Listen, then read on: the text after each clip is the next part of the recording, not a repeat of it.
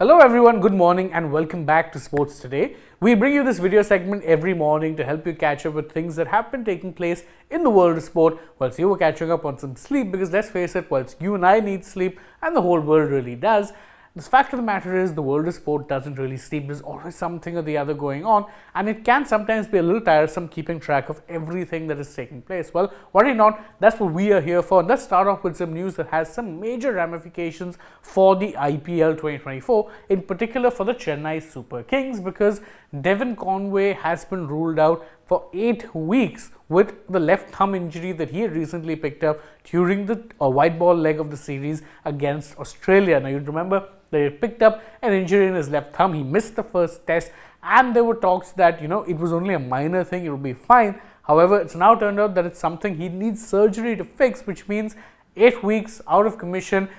Technically, the next time that you could see him play for the Chennai Super Kings would be at best in May. So that is a major blow really when you're thinking about it from the CSK perspective, because again, Conway is someone who was a sure shot name on the team sheet. He was someone who was going to be starting games come what may, and now they've lost one of their sure shot starters. Of course, he could be replaced by fellow Kiwi Rachin Ravindra, but how that plays out is something that is, let's just say, it remains to be seen. Whether or not CSK will opt for, of course, a replacement player or something of the like, we don't really know yet. Of course, they will assess how bad Conway's injury is. Right now, it's confirmed 8 weeks, which means they might not actually feel the need to do that, but still, big blow really for the Yellow Army. Another news which is IPL related, Pat Cummins has officially been named the new skipper of the Sunrisers Hyderabad. Now, this was of course along expected lines, given that they shelled out the big bucks for him in the auction, and they have been doing rather disappointingly when you're looking at recent IPL form.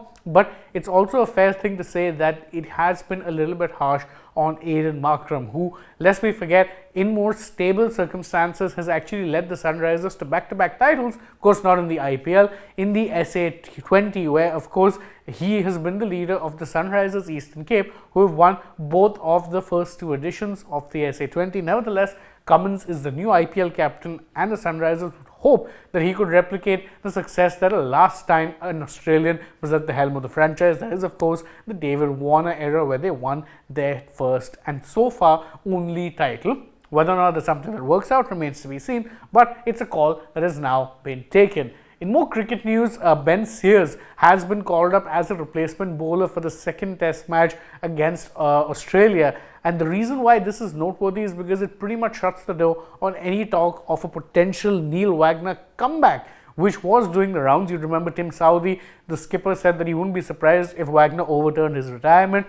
But it does seem like nothing of the sort. They're going to be sticking to Wagner's retirement and unavailability, which is why they brought in Sears, someone who can clock good speeds on a consistent basis, but who is young and relatively untested at the international level. He's played a few games here or there, but hasn't been a consistent member of the side. Again, it's a bit of a disappointing news for anyone who was hoping that Wagner had maybe a game or 2 left in him, but he was given a rather nice send-off, and perhaps it's best it stays that way. WPL news now, and Meg Lanning ensured that she starred with the bat for the Delhi Capitals, whilst her fellow international teammate Jess Jonassen also did well for the Capitals with the ball, taking 4 wickets as they ended up getting a pretty easy win against the Gujarat Giants. Now, whilst it was a very good win for Delhi Capitals, which took them back to the top of the table, it was a crushing defeat for the Gujarat Giants, who right now are the only side in the tournament yet to pick up a win. They've played 4 matches and they've lost 4 games, and that's not ideal when you consider that there's only 8 games. At this point, their playoff hopes look all but done, especially when you look at the form of the teams above them.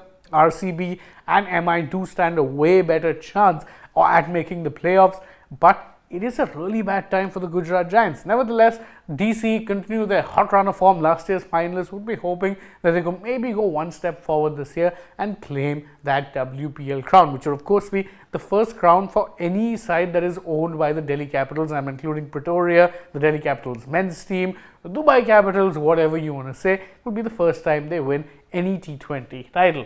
Switching our focus now from the world of cricket to the world of football, and Phil Foden scored 2 goals as Manchester City ended up running out victors in the Manchester derby. Now, what makes this particular win so noteworthy is of course 2 things. One, that United were leading, and City came back from a goal down to end up registering a 3-1 win. Erling Haaland, if you're wondering, got the third goal in stoppage time.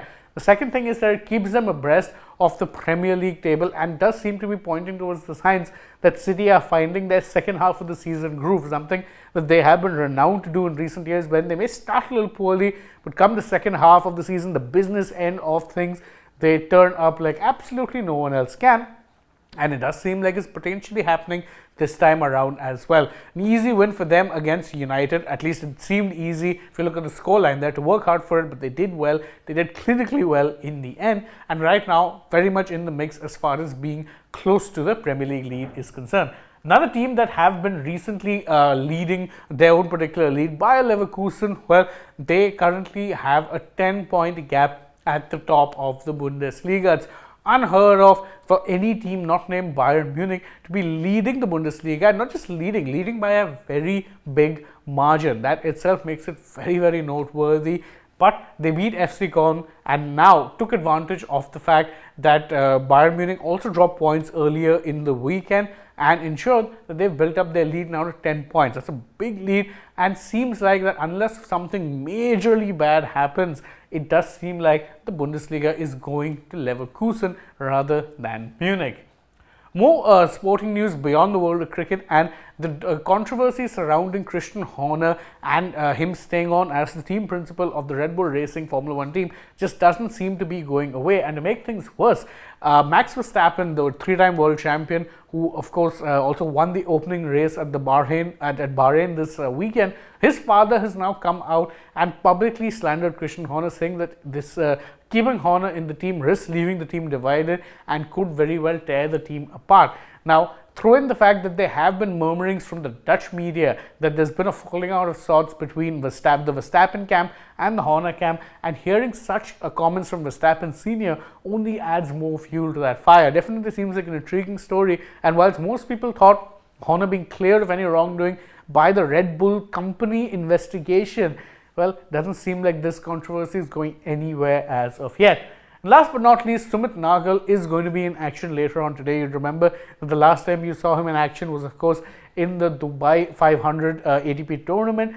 Now this time he's going to be in action in the Masters, and of course it is the Indian Wells Masters that he'll be taking part in.